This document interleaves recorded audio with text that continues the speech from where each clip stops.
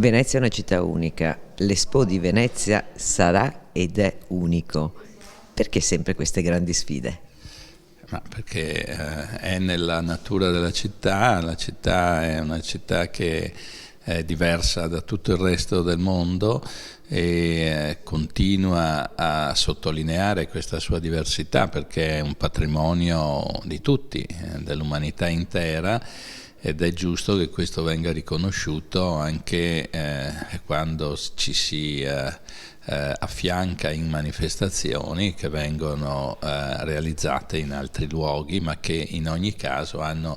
dei riflessi molto importanti nella nostra città. Una delle sfide è mettere mano ai percorsi turistici. Sì, questa appunto è un'occasione importantissima di pensare ad una gestione del turismo in modo diverso dal passato. L'Expo, questi flussi notevoli che l'Expo porterà in Italia, a Milano ovviamente in primis, e che avranno dei forti riflessi anche su tutte le città attorno a Milano,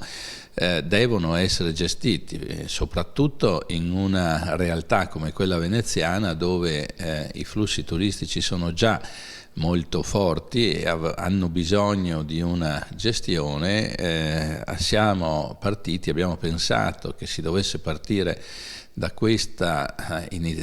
manifestazione per dare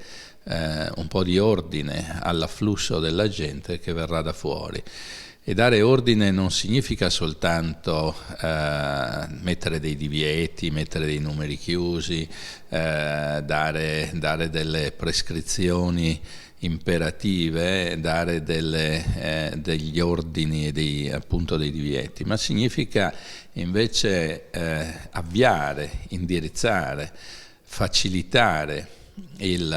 questi flussi in luoghi anche poco conosciuti, ma non per questo meno importanti, anzi dei luoghi che pur poco conosciuti costituiscono l'essenza di tutto questo territorio che è complesso, è variegato, che poi si sintetizza nella bellezza e nella straordinarietà della città d'acqua, ma che non ci sarebbe se non ci fosse tutto questo insieme che contorna la città d'acqua.